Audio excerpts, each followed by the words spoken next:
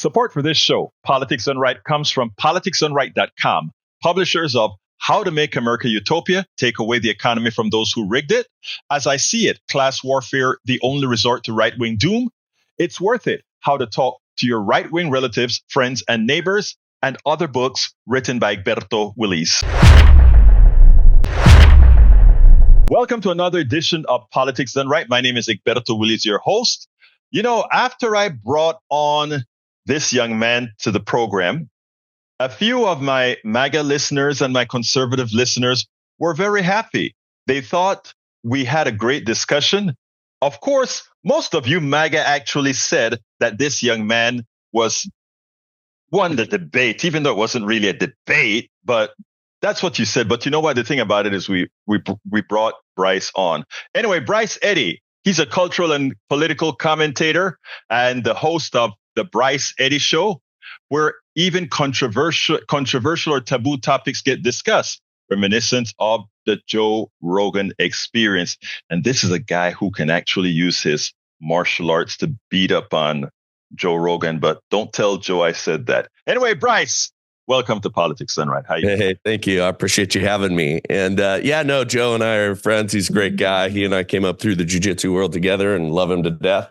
I like what you just said about debate because I'm not actually interested in debate. I take a Dennis Prager philosophy in that I would rather truly understand and get clarity from what you believe and have you, hear what I believe. Then, either one of us really win a fight because I don't think this should be about. Let me tell you something. That is the reason I take the tact that I take. And that is I am aggressive in my beliefs. But sure. whenever you convince me of something, your belief becomes an integral part of my belief. And I have no dignity with regards taking it away from you and adding it to my repertoire. Yeah. Amen. Amen. Well, I think also one of the biggest things that we have going on in this country that exists on both sides is that most people don't know why they believe what they believe, right? True. So they've adopted some tribal position. They can't really articulate or defend it. So they end up just shouting at each other and getting pissed at each other. And that's how you can always tell that people don't really know, why they believe what they believe is because it devolves into, some kind of an emotional screed or, shouting match. I agree with that wholeheartedly. And I'm very strong in my progressive beliefs. And I know you're very strong in your right-wing beliefs. I don't know if I'm going to I created a clickbait title for the last program that we did. I said I called you a smart MAGA.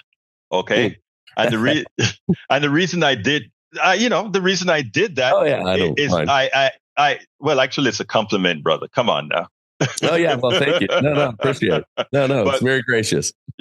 But the reason why is that most of the times that I have dialogue with a lot of MAGA folks, eventually it does devolve into irrationality. And even though I disagree with a lot of your points, if not most of them that we've gotten for so far, you have a plausible answer to everything that I ask. And I have to have respect for plausibility, even if I don't agree. If you remember the way we ended our last conversation, I said, sometimes I wonder if somebody as smart as you are really believe the things that you say, to which you answered, yes.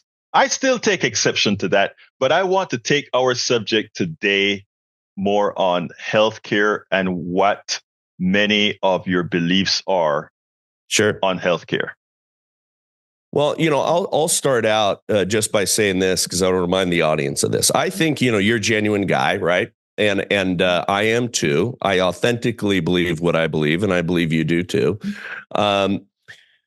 We both identify probably all of the same problems, but it's the solutions and the policies and who is responsible for solving those problems that I think that's where we find disagreement. And we're probably going to agree on the premise that healthcare in the United States of America is broken. Absolutely so. Now, but I think as we accept that, as we both accept that it's broken, uh, I think one of the different, or I should ask you, I believe healthcare is a right. What about you? No, because simply this, and this is where I think that there is a distinctly different view on the right and the left. You cannot make something, you cannot compel another person's labor. And healthcare and things like that require another person's labor. Therefore, it cannot be a right. We have in this country what's called negative rights, right? So things that are given to us by our creator and things that the government should only exist to protect. And they don't bestow upon us rights. The government cannot. It only comes from a creator. The government is serving only to protect it. If you go beyond those means, you get totalitarianism and you get mob rule. Healthcare is not a right. It's something that we as a society should have safety nets. We should take care of people. There should be charity. There should be all of those sort of things. But it should be the citizen and the individual that is largely responsible for those sort of things for themselves and for others, and not a state becoming God and bestowing upon us those things. Now, who determines what rights are, what we define as rights, in your opinion? Well, I mean, so here in the United States, our founding fathers didn't invent these rights. They articulated what they believed based on Judeo-Christian foundation and the Bible and all that. What those things are: life, liberty, and the pursuit of happiness. Right? I have the right to. Through my liberty, right? Liberty is God's idea, not man's idea. Life is something that is sacred, something that we are to, as a society, uphold and protect, right? Pursuit of happiness is, pursuing our own way. There's an argument that is a stand-in for property, for us to self-determination, for us to own things, for us to, pursue our plot of land, to pursue our life, to carve out something for us. Because otherwise, if you just do it based on like healthcare and things like that, then food and water, should be a right. We cannot live without those things, right? So where does the idea of a human right stop if it's all about getting what we need just to exist? Good. I'm glad that you put it in those contexts, because I think I can answer that clearly and succinctly. First of all, we define as a society, once we decide that we want to have a society, the compact with society is that we will decide what rights are, what privileges are, and all these other concepts. Whereas you say these are defined by God, if our society decides that it wants to be a theocracy, then your statement is absolutely valid as far as stating that our liberties, etc., are from God. However, if we decide that we want a societal setup that's not based on a deity of any form, we can then decide these as a member of this society, in this case, the American society, we can decide that we are going to call healthcare rights. We can decide that we can call, you mentioned an important thing. You said, if we start to declare certain rights, then things that people must have, food, shelter, clothing, could also be declared a right. For which I said, thank you, Bryce, because I agree with you. Those things should also be rights. In what form, however, should they be rights? They should be rights in the concept that progressives believe in, called basic income. And an economy is not something that is bestowed, that is divine. An economy is something that is created by society, something that we all create, something that we all run and form a part of. But we also, those of us who believe in a certain level of humanity, realize that this only function if the least among us can actually survive. So the concepts that we have is to declare certain things right, have the society support those things as rights, and then for those individualists, etc., those capitalist performers and all of that, they still coexist in this system, but in a form that still have the basic rights of people maintained. So I think the difference that you'll see between your concept and my concept is, I think we show more. I don't want to use this in a pejorative manner, but we show more humanity in that, and less capitalism. And I notice I didn't say capitalism, but capitalism. In other words, we care about that which sustains more than the value of having to own property, the value of these other externalities. Continue, my friend. Yeah, well, aside from that never working, and that does not work because of, fortunately, and this is where you and I just have a very different worldview. Okay. Mm-hmm. I believe in sin. I believe mm-hmm. that we are born with that flaw. I believe that I believe in the God of the Bible. I believe in the idea that the state is not our God nor our supreme being. You act as if holding that view means that you don't have a God or you don't have a theocracy, but something is going to mm-hmm. reign supreme in our culture. Some religious ideology. In your case, what you're proposing is a secular humanist form of it. And when you say, and I'll finish here. Go ahead. Yeah. And when you say that, well, okay, food and water and all those things should be right. But remember what I said at the beginning, all those things compel the labor of others. All right. Compelling the labor of others is not a voluntarily given charity. It's not a voluntarily given, benefit to others. And that's the very big distinction between my worldview and yours, is that Jesus was not a socialist, right? Actually, Jesus he was, but we'll continue. No, yeah. No, he was not. And we can debate that for sure. Jesus told us to give voluntarily, not that we were compelled by the point of a government entity to give to others. Okay, let me take the last part first. Jesus was probably the premier socialist of them all. If you follow the writings of Jesus Christ, and by the way, as far as religion is concerned, you are correct. I am a humanist. Okay, I do believe in a supreme being that I have no knowledge of, because I think it's conceited for anyone to believe that there isn't something that all of this came from. So I believe in a God that I don't understand. Okay. There are some people that say they understand God. I find those people to have done horrendous things in the aggregate. But that said, when it comes to specifically Jesus and what he believes in, follow all the words. Read Matthew, Mark, Jude, all of the Bible. I've read the entire New Testament.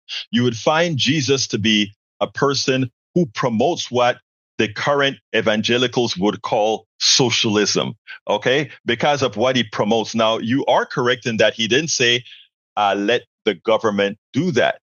But I mean, we have a different form of society now. We have a society where the government is we, the people, a representative government, not a government of kings and queens. In other words, when we put Congress out there, Congress represents us. When we put a president there, the president represents us. Unlike in the Jesus times, when you had a king that was ordained by some God that then decided what to do. At that point, the people did not have authority or agency. Today, the people have authority and agency. So my big concern with the right and their disrespect for government is I see that as a disrespect to people, to the average American citizen, because we, the people, is the American citizenry. They are the ones that elect these people to represent them and to provide the policies that will govern them. Well, the disrespect that you are suggesting we have is a disrespect for those that violate that idea. You know why? That's why we were opposed to COVID lockdowns and everything else, is because we, the people, are the ones that are in charge. And yet that's not been reflected in our current government on either side. Let me just say, because that's a topic that when I tell you, it really concerns me that we've gotten ideology into those types of debates, right? You can't have an ideology-free debate at all. No, but what I'm saying, you can have an idea when science is where science is concerned, and I'm an engineer. I'm an engineer. I'm a scientist. I call myself engineer because the scientists have a deeper level on any particular issue. But I'm an actual engineer. And the truth of the matter is that science, the physical concepts of science is absolute. If I drop a ball, it's going to fall and it's going to follow the accelerative laws, etc. That's a statement of fact. The same applied to COVID. There are certain things under COVID that would work. In other words, if we kept people apart, they wouldn't get the disease because it wouldn't flow. Now, one of the problems that we had is we had a whole lot of people who, it surprised me that didn't quite understand science. And they made the situation with a president that, a very poor president that made the system a lot worse than it should have been. And so when I hear people say we wanted our freedom, it's fine for you to have your freedom and kill yourself if you so choose. But when your freedom infringes on mine, that becomes a problem. And you breathing onto me becomes a problem. Well, it didn't, but I think, listen, we're going to go, and I'm happy to go all in COVID because the entire narrative that you're talking about right there disappeared. They admitted everything was arbitrary and silly, including the 6-foot rule and everything else that they did. The numbers came out exactly what we thought it was based on the Princess Cruise Line from the very, very beginning, and the people who called it were correct. Almost everybody who pushed back against COVID ended up being correct. You're right that the principles of science are a thing, but our understanding of those things are constantly changing. And the people who used science to say that this stuff was not what it was and purported to be, and they were dead wrong, ended up being right. I think we're getting far off of the idea of healthcare. Yeah, let's. I tell you what. But I'm happy to visit that. No, let me tell you this. Okay, let's leave. It seems like you're going to be back here a third time because I want to handle just the COVID debate, because the COVID debate is something that I think we need to get right.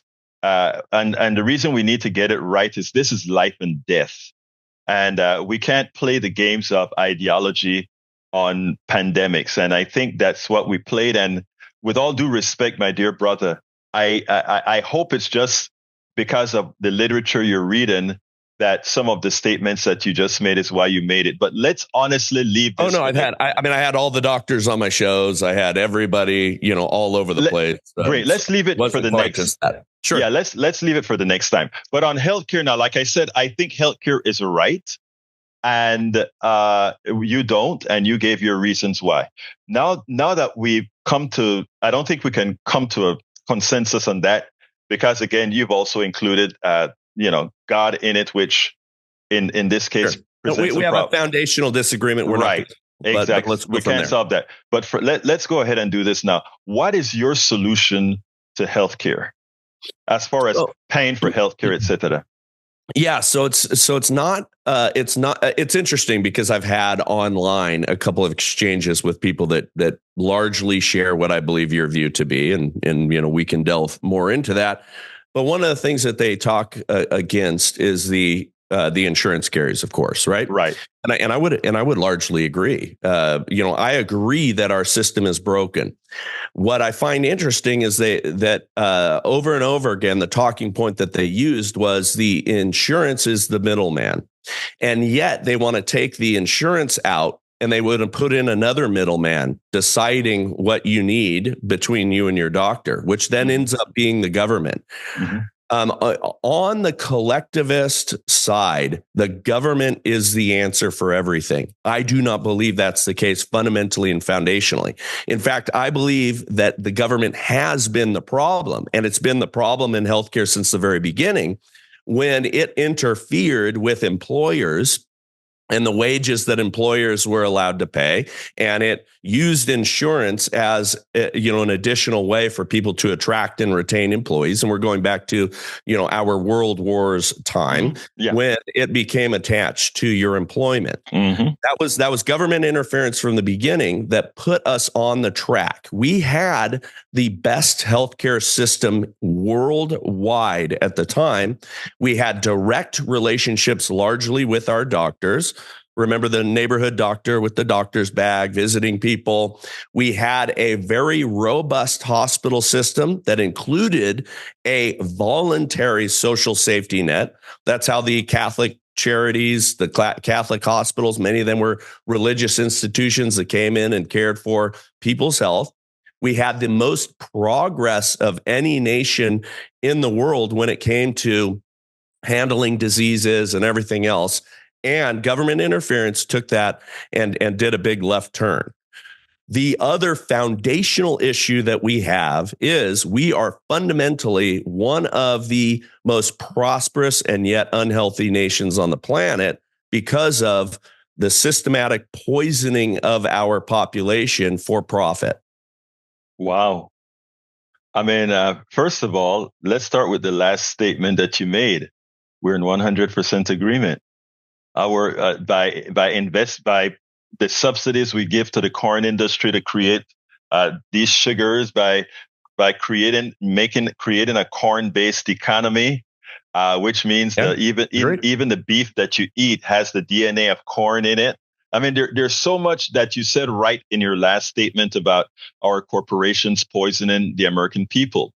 However, when it comes to the government involvement in healthcare, I think you need to reconsider some of your statements. Specifically, unions and corporations made a deal. The corporations never wanted to pay high wages, so they leveraged that with health insurance, which I think was a fraud. Okay, which was a fraud by both the labor unions and the corporations sanctioned by the government. So there we can be in agreement. Now let's get to the gist of the matter. The statement that we had the best healthcare system. We had the best healthcare system because we came out with the most solutions to drugs, the most solutions to surgeries, etc. Higher tech. Of course, France and Italy and these other countries also had some. South Africa also had some very good things that they brought into existence. But let's be clear here. Just about every single drug created in America, you and I, through our tax dollars paid to public universities, funded them. After they were funded, the capitalists came into the schools, paid the schools for patents, either taking the patents or patent rights, and then socked us with heavy bills and claimed that these bills were very high. The price of these drugs were very high for innovation because it handles innovation, when the reality is what the biggest expenses for drug companies are: advertising, bonuses, and kickbacks to the shareholders, because again, it's a for-profit system after the public sector developed the drugs. When it comes to actual paying the bill for healthcare, there was a time when the private sector would refuse to insure or make it extraordinarily expensive to insure older folks. The government decided at 65, we will start insuring the American citizenry.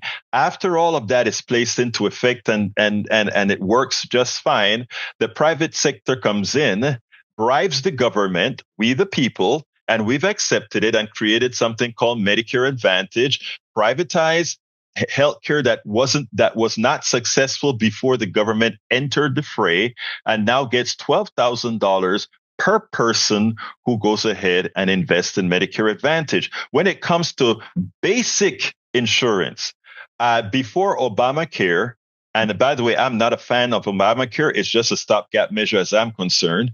Obamacare, it was designed to fail, but let's go. Well, when it comes to Obamacare, it turns out that the insurance companies had to make 18% profit instead, 18% expenses instead of the 25 to 30% they were used to. And they found all kinds of mechanisms to make that 18% even more profitable than the 30% that they made previous to Obamacare. So all in all together, the failure of our healthcare system has much to do with the drugs that we've allowed them to steal from our own, that what we've created from a healthcare insurance system that's nothing more than a profiteering thing to make a few parasites very wealthy, and a system that proves that if you have to have healthcare, you just simply cannot have it in the for-profit system. Because again, one of the expenses then becomes profit. So you think profit's evil? No. Well, let me just answer that before you make your comment. You're right. That was unfair to say it that way. But go ahead. Yeah, I believe in profit. I explained to you in the last session that we had in the bifurcated economy. Free enterprise at the top, then there's the strands of capitalism, a democratic socialism, and the others that fall under that. So a bifurcated economy. Yeah, and I think that's nearly reasonable. And I want the audience to pay attention to something I think is important. So you and I have both agreed on the problem. Yes. Okay. And I think that is going to be the case with almost everything.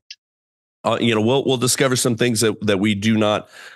That we won't each define as a problem, but I think that's important. So let's imagine, first a world where we are able to get our health on track.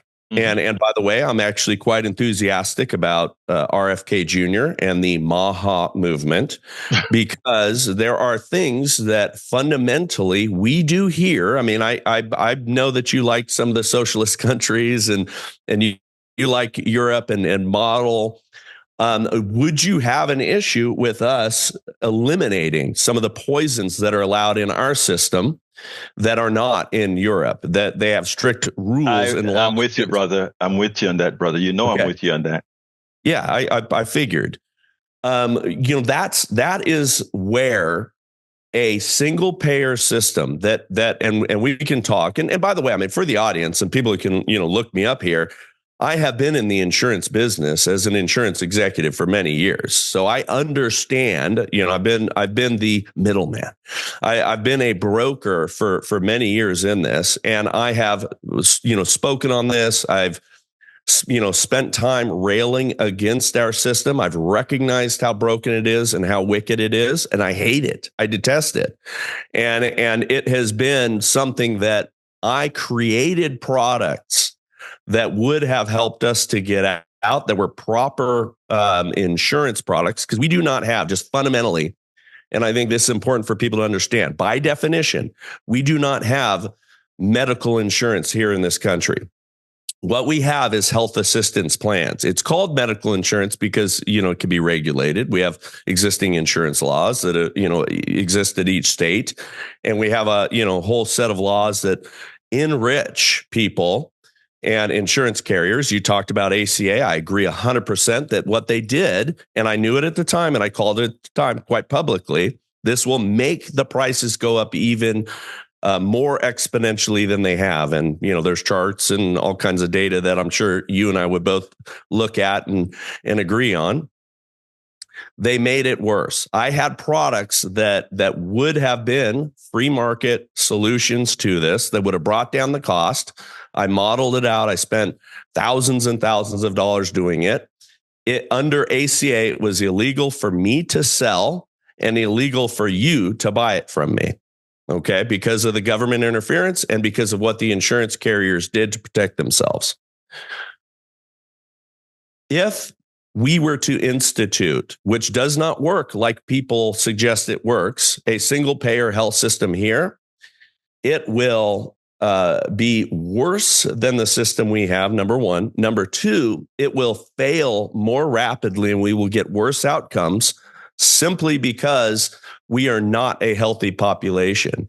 And unless we get all the poisons and things like that, it is dead upon arrival.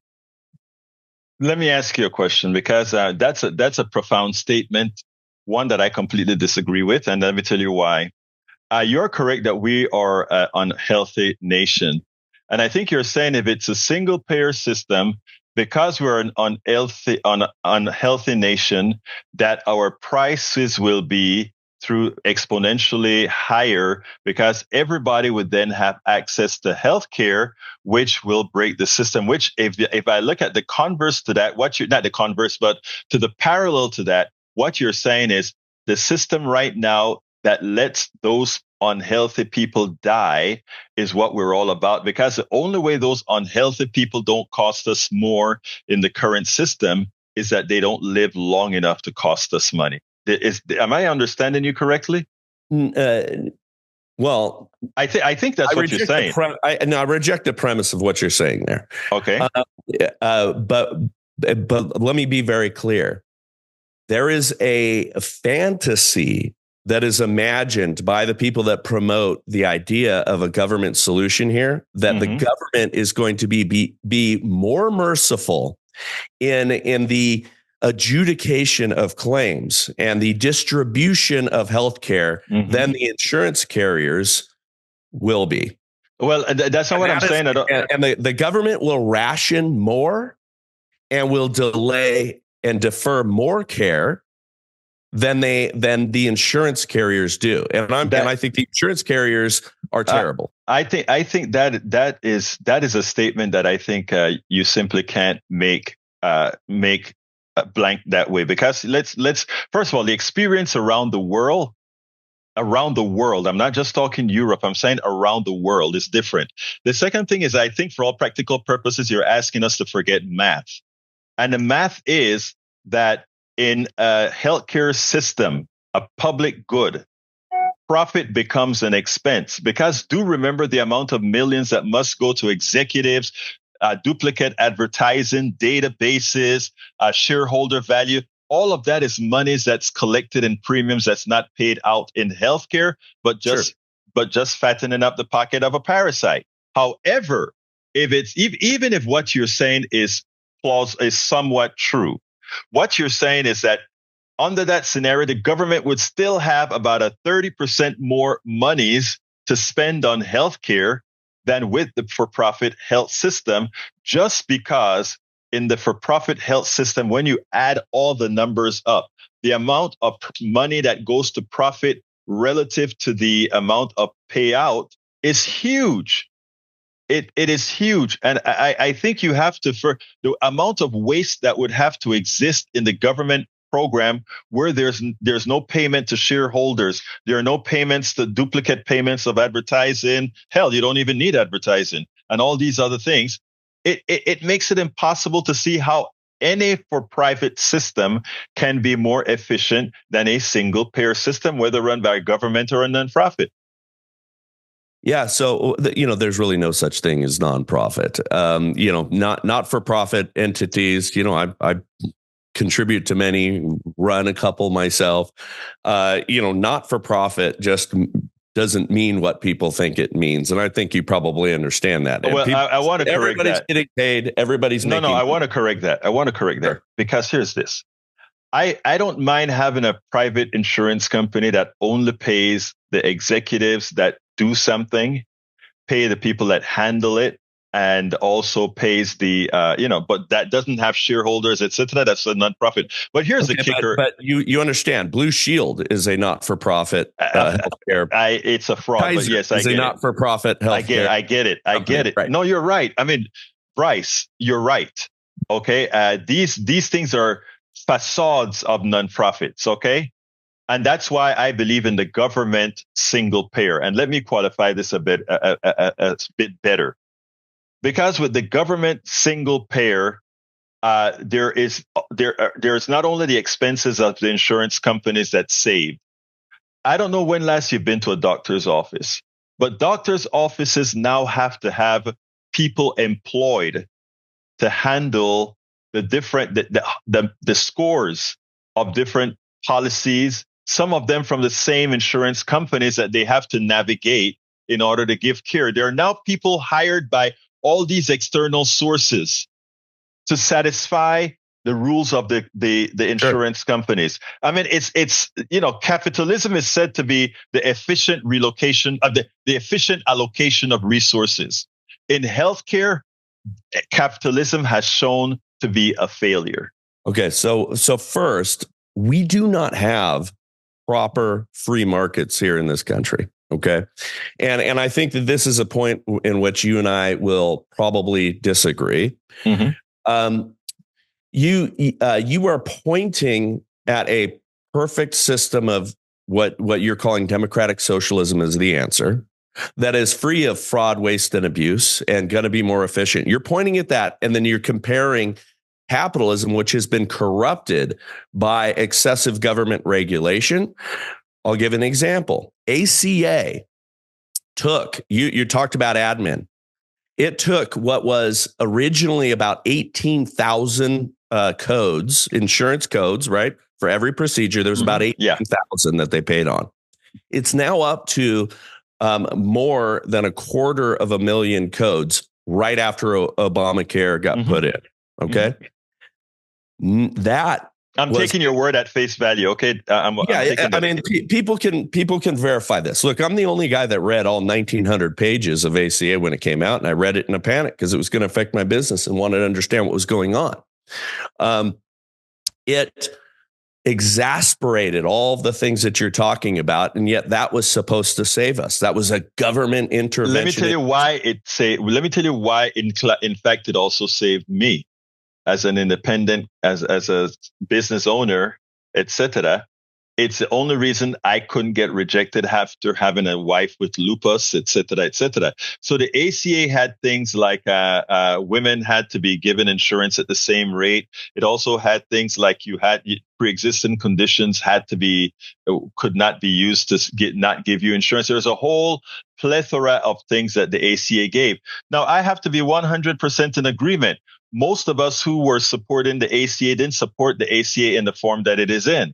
We actually wanted the public option, which if you look at some of the articles I wrote at Daily Kos, the public option would have ultimately converted the ACA into Medicare for all.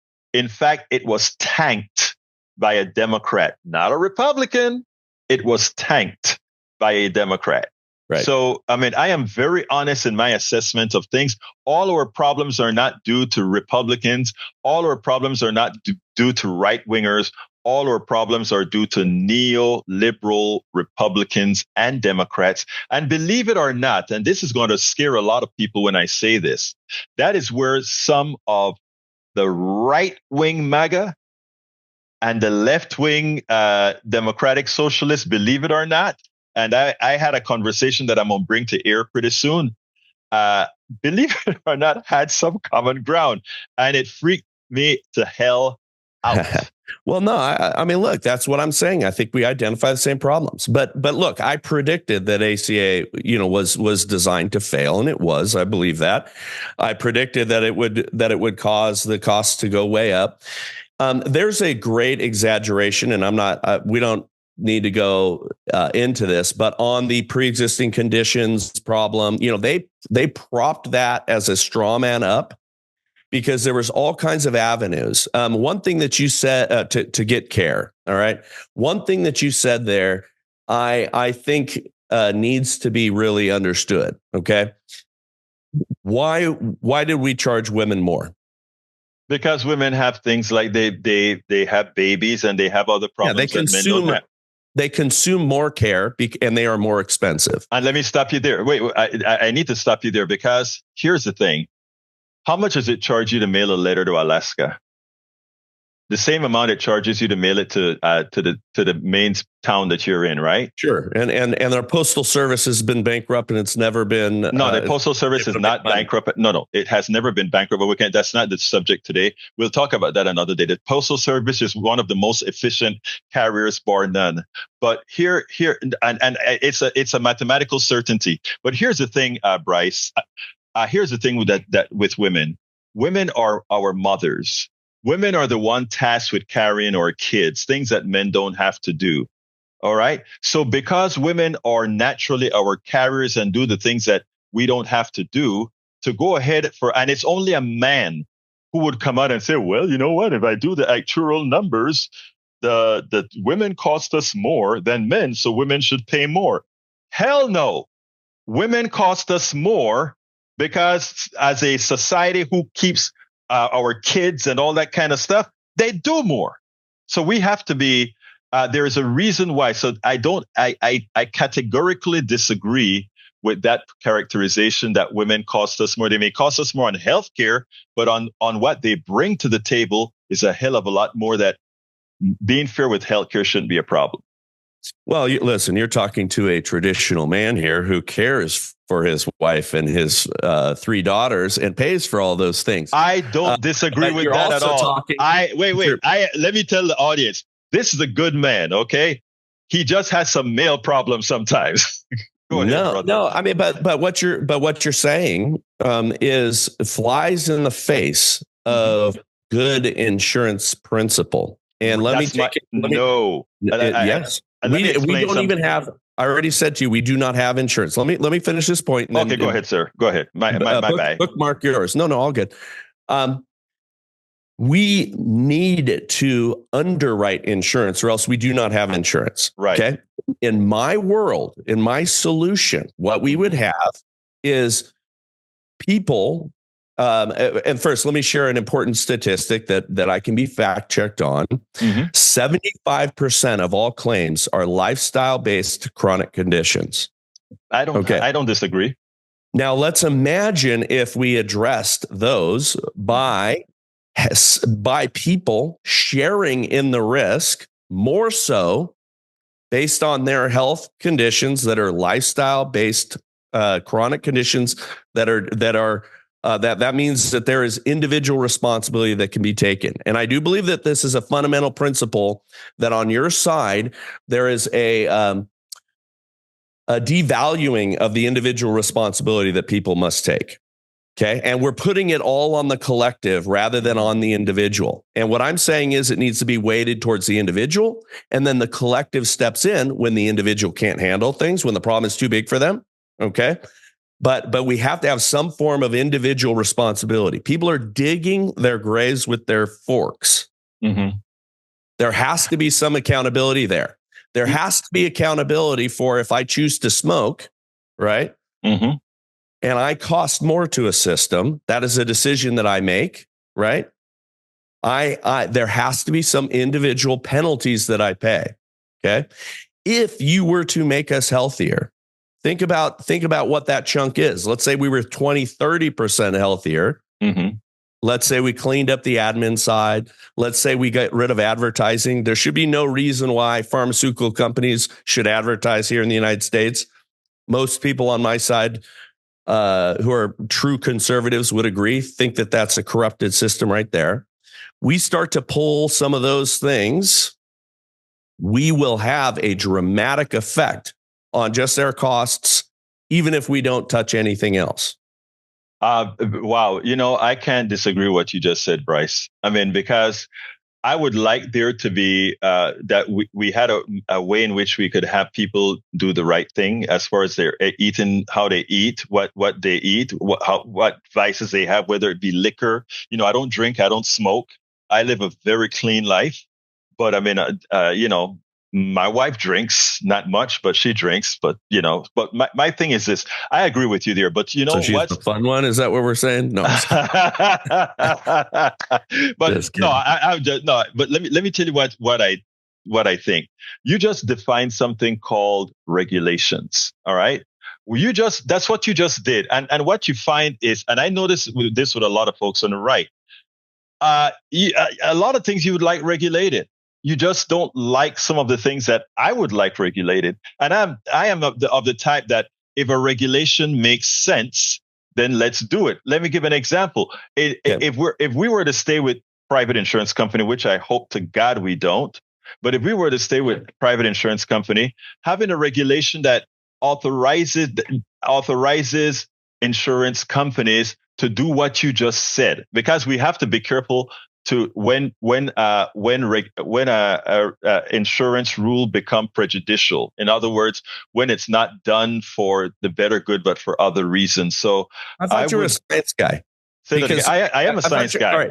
Well, if you're a science guy, then underwriting is mathematic principles, right? Yes, it is. Okay, but let me give you the prescription because we're going to run out of time. Yeah, we are. You and I need a direct relationship with our providers. So your doctor and my doctor, we should go in there and we should pay our doctor's bill. They would make a lot more money.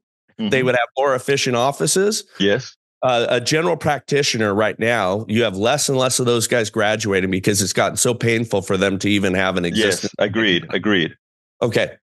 We need a direct relationship with them. There's a clinic here in town called Appleton Clinics, started in Colorado. My buddy owns it.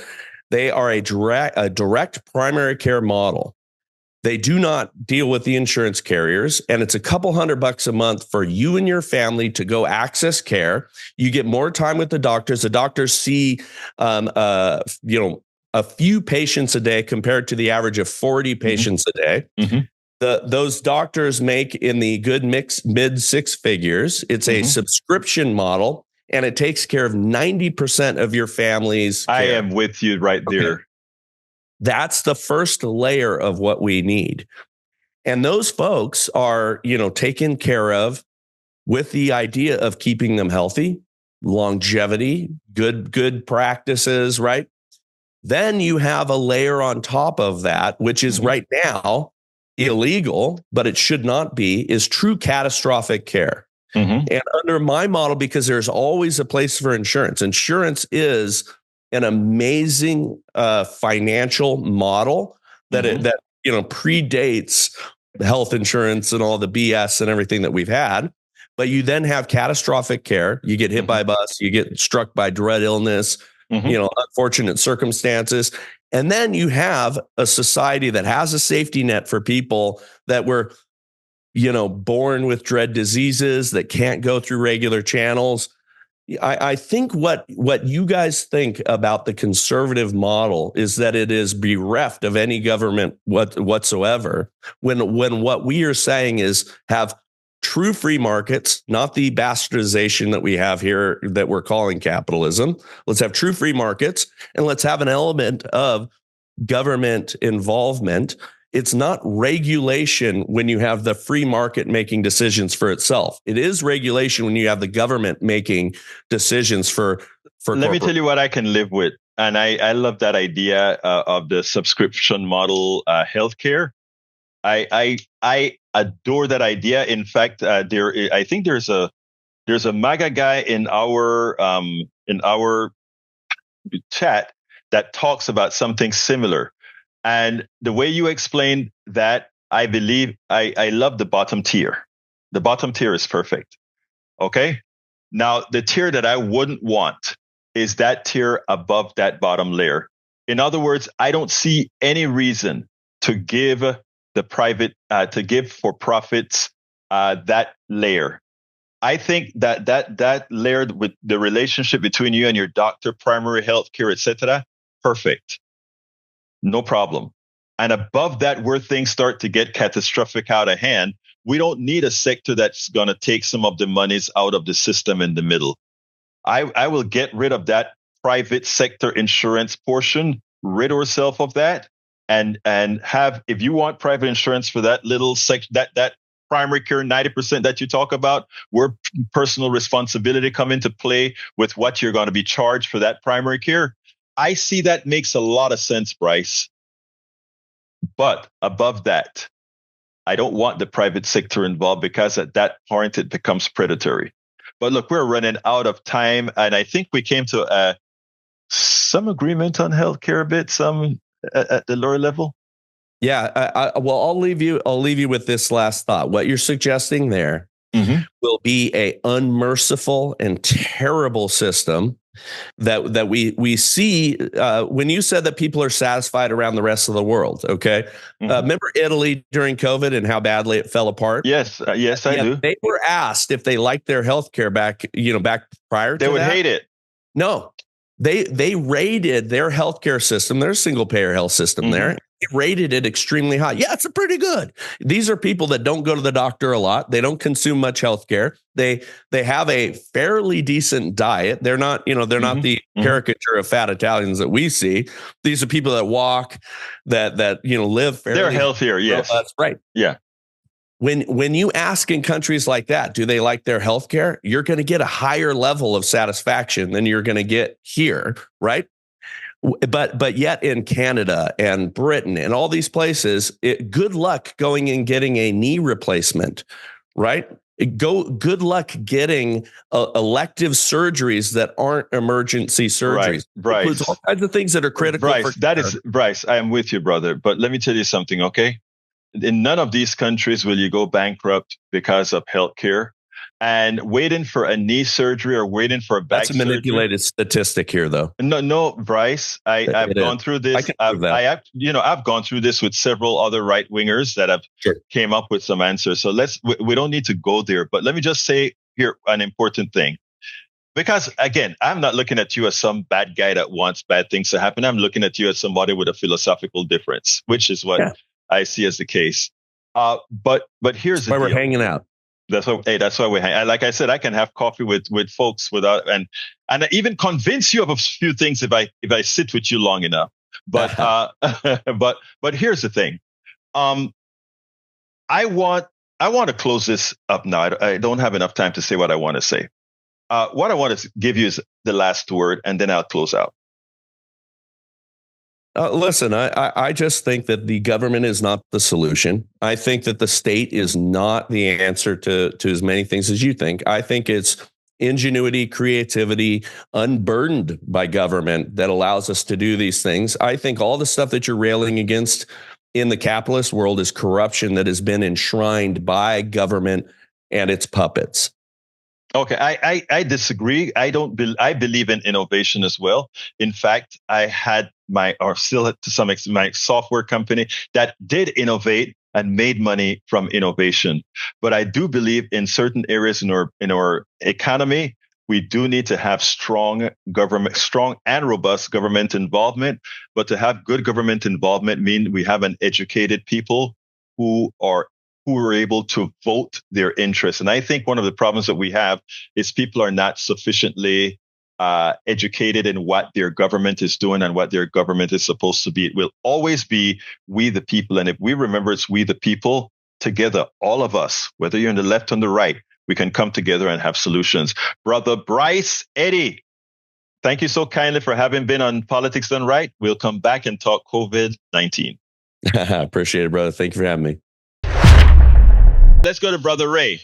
Hey, Brother Egberto, you were spitting hot fire this morning. I really was enjoying the preaching, because basically you don't say anything that's, untrue. And what's sad about the mainstream media, people like for instance, somebody I looked up to at one point was Stephen A. Smith.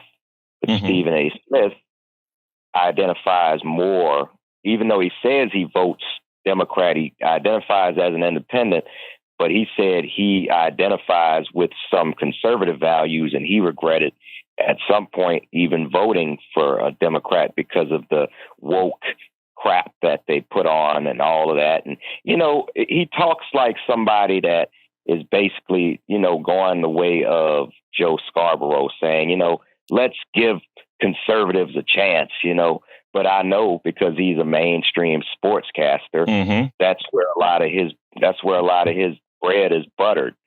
And I just feel like it's disgusting. He had, actually Jennifer Lewis was on his show, and she told everybody what she really felt. Now, if I had to share my sentiments on the matter of what's going on, Sister Jennifer Lewis, America's auntie, she said it. She hit all the nails on the head. That's my sentiment is. And let me tell you about Smith. I sent him a tweet the other day because what he said was simply ridiculous. This woke thing, let me tell you, anytime I hear somebody said it's something, they're pushing this woke thing, I see a feeble mind, because it's amazing how they have allowed woke to seep into the mind as something negative. It's the same thing they did with the word liberal. They turn liberal into something negative when it is something positive. They try to turn woke into something negative when it's something positive. They turn DEI into something negative when it is something positive. That is how they function, and anybody who falls for it is feeble-minded. Because what happens is, you can see the good that comes out of wokeness. Simply means I'm awakened to things and how they affect humanity, how they affect people. I am awoke. There's nothing ever wrong with being awoken.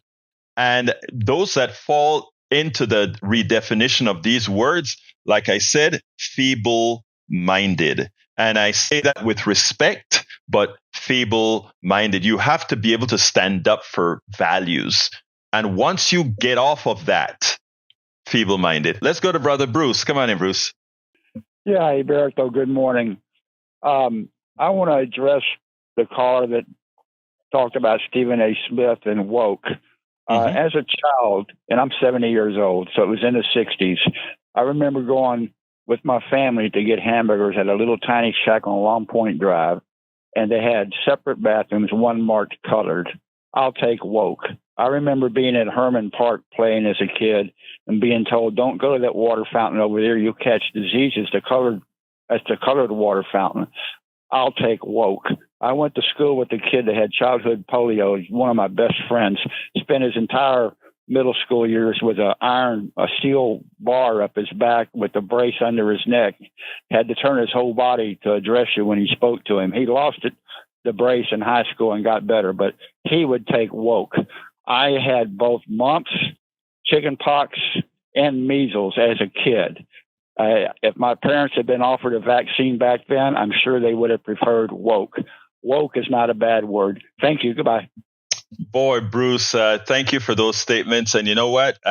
You keep putting your voice out there, all right? Thank you for that, Bruce. That was excellent. Support for this show, Politics Done Right, comes from politicsdoneright.com, publishers of How to Make America Utopia, Take Away the Economy from Those Who Rigged It. As I See It, Class Warfare, The Only Resort to Right-Wing Doom. It's Worth It, How to Talk to Your Right-Wing Relatives, Friends, and Neighbors, and other books written by Egberto Willies.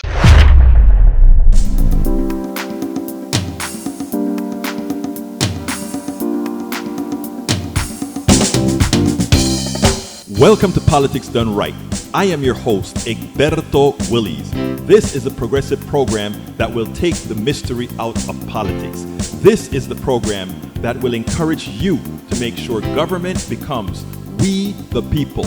Whether you are liberal, progressive, conservative, or otherwise, you get to air your point of view. We are an independent media outlet that, unlike mainstream media beholden to corporations, we only owe allegiance to you. Remember, you can also send me a tweet at EGBERTO